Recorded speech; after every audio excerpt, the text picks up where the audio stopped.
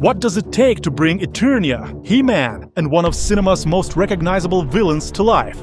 For Masters of the Universe, the answer was a massive combination of practical effects, digital environments, creature animation, and more than 2,180 visual effects shots. And perhaps the most fascinating example is Jared Leto's Skeletor. Does it feel good? One of the biggest challenges was making those digital environments feel real. Rather than relying entirely on controlled green screen lighting, the filmmakers built as many sets outdoors as possible and used natural daylight. VFX artists then had to extend those sets digitally while matching the constantly changing real-world light.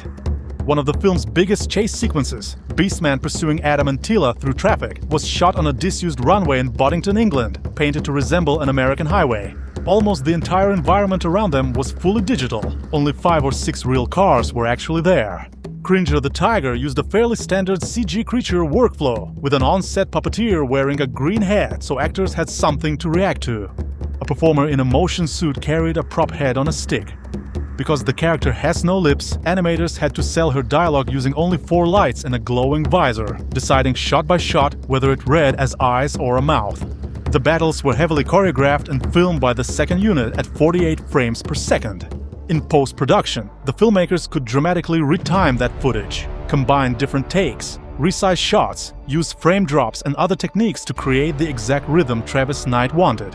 The result meant hundreds of shots had to be carefully repaired and enhanced by VFX artists. Practical effects were also used extensively. Explosions, dust impacts, sparks, smoke, and steam were created on set, while digital artists added things such as lasers, fireballs, missiles, weapon impacts, destruction, and other battle effects. They've taken away his days done. But then there's Skeletor. Jared Leto's transformation is one of the movie's most unusual combinations of practical and digital effects. Evelyn!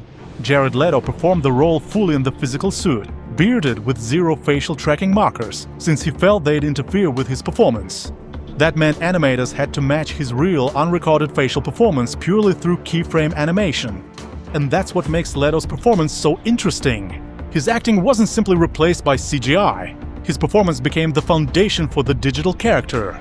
The VFX artist had to interpret his subtle expressions and translate them into a face that technically couldn't have expressions at all.